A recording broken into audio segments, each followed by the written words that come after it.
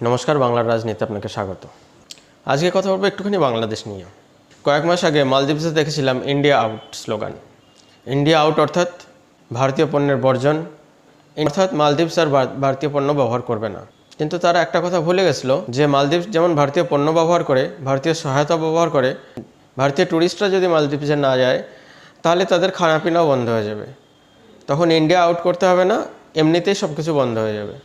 মালদ্বীপসের শিক্ষা হয়ে গেছে, মালদ্বীপস এখন ভারতের দিকে ফেরার চেষ্টা করছে। ইন্ডিয়া এ নিয়ে একটি কথাও বলেনি, কিন্তু মালদ্বীপসকে ডুবিয়ে দিয়েছে।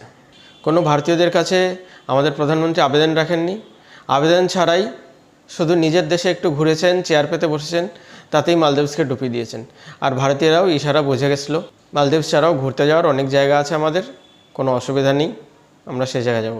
যদি আমাদের হানিমুন করতে হয়, লাক্ষাদ্বীপ আছে, আন্দামান আছে, সিমলা আছে, আমাদের কোনো